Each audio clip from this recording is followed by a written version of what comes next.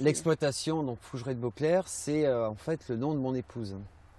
Mes beaux-parents ont créé cette exploitation-là. En ce qui me concerne, je suis aussi d'une famille de vignerons, mais pas du tout de Bourgogne. Donc j'ai fait mes études d'œnologie à Beaune, il y a à peu près une vingtaine d'années. Et je suis tombé amoureux de la région et de ma future épouse. À Marsanais, comme dans la plupart des vignobles bourguignons, on a droit en rouge à un seul cépage, c'est-à-dire le pinot noir. Donc aujourd'hui, on voit dans la plupart des vignes un enherbement qui est contrôlé.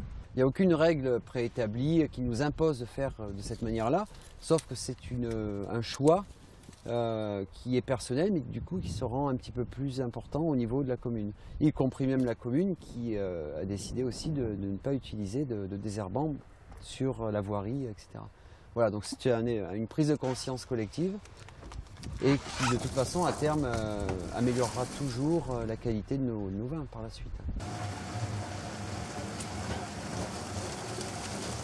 Les grappages n'est pas obligatoire, c'est mon propre choix. Alors c'est vrai que c'est le choix de beaucoup de vignerons.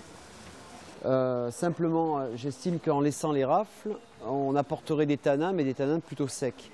Et moi, ce dont j'ai besoin, c'est quand même du fruité, de la charpente, mais pas des tanins trop durs. Alors voilà l'outil essentiel de la vinification. On appelle ça un pijou. Donc c'est un terme un peu bourguignon, je ne vais pas vous donner l'étymologie. Par contre, c'est une façon de faire qui est vraiment très traditionnelle puisque je n'utilise pas de pijou automatique. Tout se fait à la main. Moi, j'ai besoin, ainsi que les personnes qui travaillent avec moi, on a tous besoin de connaître un peu la dureté d'une cuve en termes de fermentation, parce que souvent c'est synonyme de matière également. Et on sait s'il faut faire 2-3 pigeages dans la journée, ce qui est à peu près la cadence pendant à peu près 10 jours. Voilà, c'est pour ça qu'on fait ça à la main. C'est assez sportif, mais bon, plutôt que d'aller dans une salle de sport, autant le faire ici.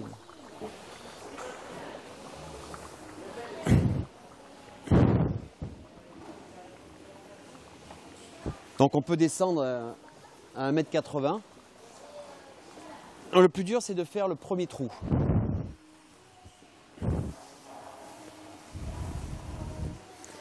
On renfonce la matière solide pour que le jus puisse prendre toute la matière dans la pellicule. Et cette pellicule-là, c'est elle qui détient tout ce que va contenir le vin plus tard, en termes de tanin, en termes d'anthocyanes, en termes de fruits. Voilà, donc on joue sur le paramètre macération et sur le paramètre température de la cuve. Voilà, donc là, on voit le jus qui fermente. Donc une demi-heure plus tard, on va atteindre ce niveau-là.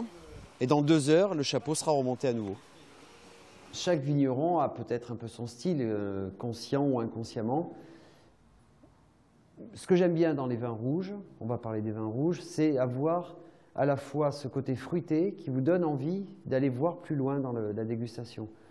Là où je suis un peu difficile, enfin je pense qu'il faut être tout le temps difficile avec soi-même, mais lorsque vous avez des tanins un peu durs, un peu secs, c'est vraiment ce qui me fait peur dans ma vinification. Donc je fais tout pour ne pas avoir ce souci-là.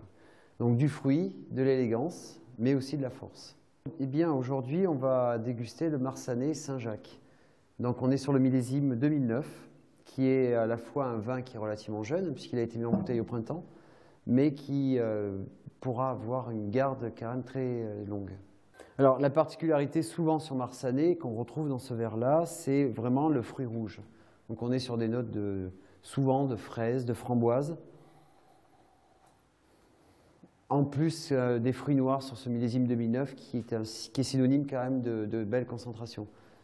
Et dans quelques années, je pense avec le recul que l'on obtiendra des notes un peu plus sur la truffe, un peu champignon, mais plutôt dans une dizaine d'années. Donc on est vraiment sur un vin de garde. Hein. Ce millésime 2009, d'une manière générale sur la Bourgogne et en France, on a vraiment des vins très concentrés.